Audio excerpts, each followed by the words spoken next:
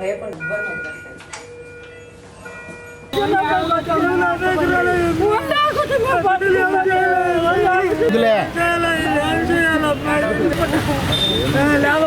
ఎవరు లేవే మామూలుగా కూడా అది విడిచిపెట్టాల్సింది అని మీరు ఒకటి ఆలోచించారు. ఇంతమంది అనుకున్నారు చేయాలని. గోపాల్ చిన్న పిల్లోడు, ఎంతో భవిష్యత్తు ఉన్న పిల్లోడు. ఆ పిల్లవాడి పైన ఈ రకంగా మీరు వెళ్ళి ఎవరు చేసినా కానీ చాలా ఘోరం అండి, చాలా తప్పు. శాంతి భద్రతలు ఎక్కడున్నాయని ఆలోచించాల్సినటువంటి పరిస్థితి ఇది. చిన్నపిల్ల ఆ రోజు సాయంకాలం ర్యాలీలో కూడా చూశాను నేను అబ్బాయిని. ఆ రోజు వాళ్ళ కుటుంబ సభ్యులు ఏం ఆలోచించుంటారో, ఎంత క్షోభను అనుభవించుంటారో మీకు ఎవరికైనా కూడా అర్థమయ్యేటువంటి పరిస్థితి కూడా కాదు ఇది. 9 నెలలు మోసి కంటే ఆ కష్టం తెలుస్తుందండి. పీకలు కోసే వాళ్ళకి ఏం తెలుస్తుంది? అర నిమిషం కోపం విలువ ఒక ప్రాణం అంటే ఈరోజు శాంతి భద్రతలు ఉన్నాయా లేదా, ప్రాణానికి ఆంధ్ర రాష్ట్రంలో మనకుండే విలువ ఇంతేనా అని ఆలోచించాల్సిన పరిస్థితి. వాళ్ళ భార్య ఉంది పక్కనే, నాకు బిడ్డలు ఉన్నారు, వాళ్ళకి ఆ కుటుంబం ఏమైపోయి ఉండాలి? మీ నిర్లక్ష్యం అనాలా, లేకపోతే మీ కోపం అనాలా, మీ లెక్కలేనితనం అనాలా?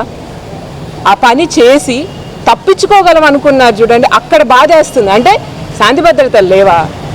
ఎవరైనా ఏదైనా చేసి తప్పించుకోవచ్చా? చురుగ్గా తిరిగేటువంటి పిల్లవాడు, 10 మందికి సహాయం చేసేవాడు, 10 మంది మంచి కోరుకునేవాడు, నాతో పాటు 10 మంది దళితులు బాగుండాలనుకునే పిల్లవాడు, వాడి మీద ఇంత అక్కసు సాధించాల్సిన అవసరం పడుకొని ఉన్నప్పుడు. ఏదో గొడవ పడ్డారు, ఎవరో తగులు పడ్డారు, మేము కొట్టుకున్నాము అని అంటే అదొక రకం. ఏం కోపం లేదు, వాడేం చేసింది లేదు మిమ్మల్ని, వాడి పాటికి వాడు పడుకొని ఉంటే మీరు పోయి వాడి మీద దాడి చేస్తారా? ఇప్పటికే ఎఫ్ఐఆర్ రిజిస్టర్ చేశారు. నా విజ్ఞప్తి ఎస్పీ గారికి ఏంటంటే, ఇటువంటి తప్పు చేసి తప్పించుకోగలగన్న అన్న వాళ్ళెవ్వరినీ కూడా వదిలిపెట్టాల్సింది కాదు, వదిలిపెట్టకూడదు. ఎందుకంటే వాళ్ళు ధీమా వ్యక్తం చేసి పని చేశారండి, కాబట్టి వాళ్ళకి శిక్ష తప్పకుండా పడాలి. ఆ బిడ్డ అనుభవించినటువంటి నొప్పి మనం తిరిగి తీసుకురాలేము, ఆ కుటుంబం అనుభవించిన క్షోభ మనం ఎంత అనేది అంచనా పెట్టలేం. ఆ బిడ్డని ఆ రక్తపు మడుగులో చూసి ఆ తల్లి పడిన బాధ కూడా మనం తీర్చలేమండి. చెయ్యగలిగింది, కనీసం చేయగలిగింది ఆ బిడ్డకు న్యాయం చేయడం. అతను నా కుటుంబ సభ్యుడు, మా బిడ్డలాగా. అతనికి న్యాయం జరిగేంత వరకు మేము ఎవ్వరం గమ్ముకున్నాం. ప్రతి ఒక్కళ్ళు శిక్షింపబడాలి.